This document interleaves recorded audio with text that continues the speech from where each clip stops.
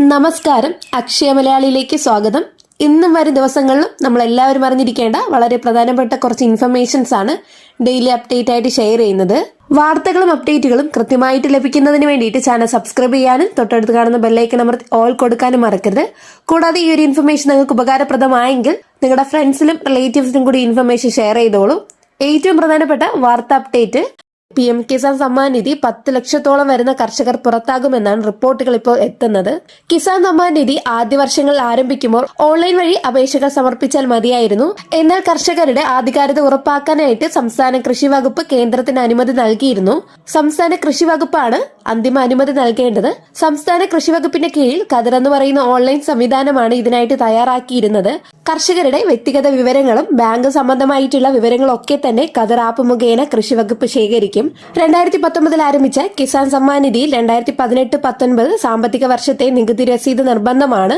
ഭൂവുടമ മരണപ്പെട്ടാൽ ഭാര്യയുടെ പേരിൽ ഒടുക്കുന്ന നികുതി രസീത് അതുണ്ടായാൽ ആനുകൂല്യം നൽകാമെന്നാണ് കേന്ദ്ര സർക്കാർ അനുമതി നൽകിയിരുന്നത്. എന്നാൽ കേരള റവന്യൂ ഡിപ്പാർട്ട്മെന്റിന്റെ അഗ്രി സ്റ്റാക്ക് രജിസ്ട്രേഷനിൽ ഇത്തരം നികുതി രസീത് ചെയ്യാനായിട്ട് സാധിക്കുകയില്ല എന്നതാണ് പ്രതിസന്ധി. അതിനാൽ സ്വാഭാവികമായിട്ടും എല്ലാ വർഷവും നടക്കുന്ന ലാൻഡ് വെരിഫിക്കേഷനിൽ ഭൂവുടമ മരണപ്പെട്ടാൽ ഭൂമി നികുതി പ്രകാരം വർഷം ലഭിക്കേണ്ട 6000 രൂപ ലഭിക്കില്ല. കേരളത്തിൽ ഇതുമൂലം 10 ലക്ഷത്തോളം കർഷകരാണ് കിസാൻ സമ്മാൻ നിധി ആനുകൂല്യങ്ങൾ ലഭിക്കാതാകുന്നത്. അടുത്ത പ്രധാനപ്പെട്ട വാർത്താ അപ്ഡേറ്റ്, സംസ്ഥാനത്തെ ജനുവരി മാസത്തെ സാമൂഹ്യ സുരക്ഷ ക്ഷേമ പെൻഷൻ വിതരണത്തെക്കുറിച്ച് നിർണായക വിവരങ്ങളാണ് ഇപ്പോൾ പുറത്തു വരുന്നത്. ഈ മാസം 2000 രൂപയാണ് പെൻഷനായിട്ട് വിതരണം ചെയ്യുക. വിതരണ നടപടികൾ ഈ ജനുവരി മാസം 20-ാം തീയതിക്ക് ശേഷമായിരിക്കും ആരംഭിക്കുക. 25-ാം തീയതിയോടെ ഗുണഭോക്താക്കളുടെ ബാങ്ക് അക്കൗണ്ടിലേക്കും കൈകളിലേക്കും തുക എത്തിച്ചേരുമെന്നാണ് ഇപ്പോൾ അധികൃതർ അറിയിച്ചിരിക്കുന്നത്. ഇനി മുതൽ എല്ലാ മാസവും 20-നും 30-നും ഇടയിലുള്ള രീതിയിലായിരിക്കും എമൗണ്ടുകൾ ക്രെഡിറ്റ് ആവുക.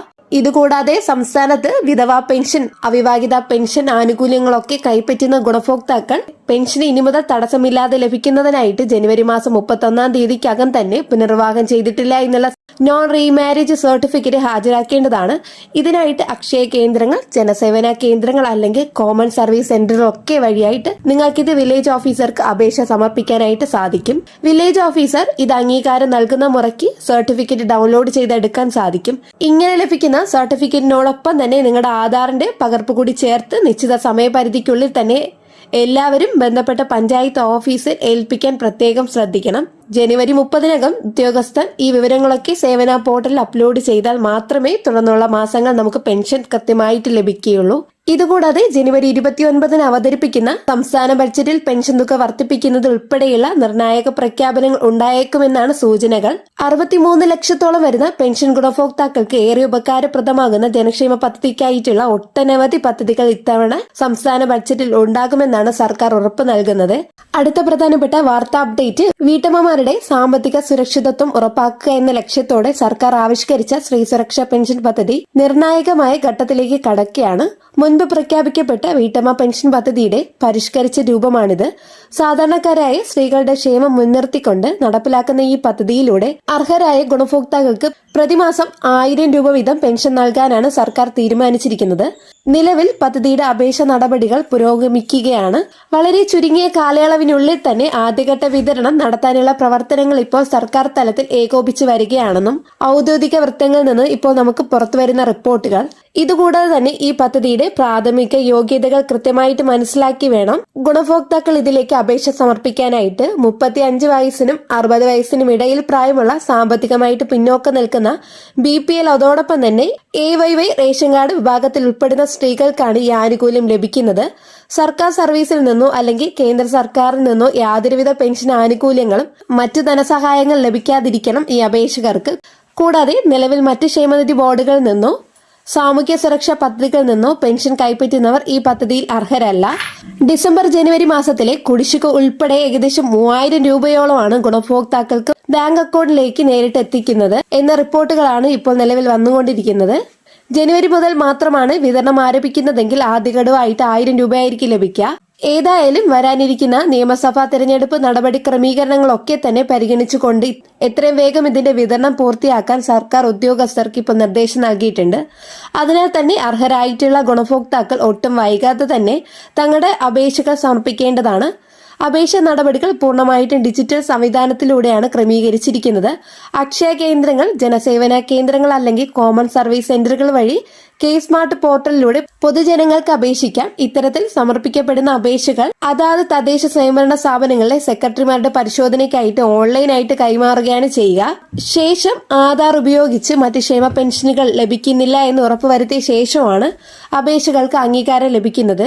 ഈ നടപടികളൊക്കെ പൂർത്തിയാക്കാൻ ഇപ്പോൾ സമയം ആവശ്യമുള്ളതിനാൽ തന്നെ അവസാന തീയതി വരെ നിങ്ങൾ കാത്തു നിൽക്കാതെ അപേക്ഷകൾ നേരത്തെ തന്നെ സമർപ്പിക്കുന്നത് എല്ലാവരും പ്രത്യേകം ശ്രദ്ധിക്കേണ്ടതാണ്.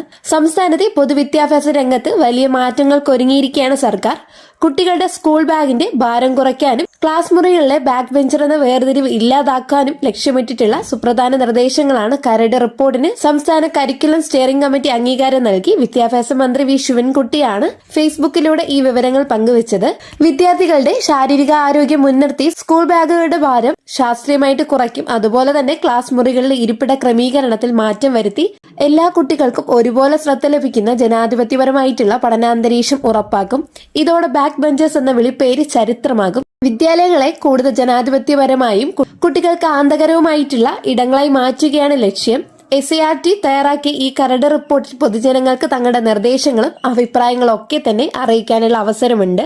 കരട് റിപ്പോർട്ട് SART വെബ്സൈറ്റിൽ ലഭ്യമാണ്. അധ്യാപകർക്കും രക്ഷിതാക്കൾക്കും പൊതുജനങ്ങൾക്കും ജനുവരി 20 വരെ അഭിപ്രായങ്ങൾ സമർപ്പിക്കാം.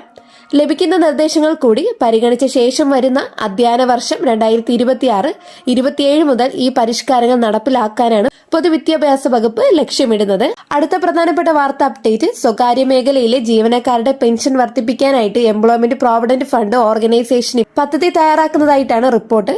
പെൻഷൻ തുക 1000 രൂപയിൽ നിന്നും 5000 രൂപയായിട്ട് ഉയർത്താൻ PFO ആലോചിക്കുന്നതായിട്ടാണ് റിപ്പോർട്ട്. വർദ്ധിച്ചുവരുന്ന പണപ്പെരുപ്പവും ജീവിത ചെലവും കണക്കിലെടുത്താണ് നടപടിയെന്ന് പറയുന്നു.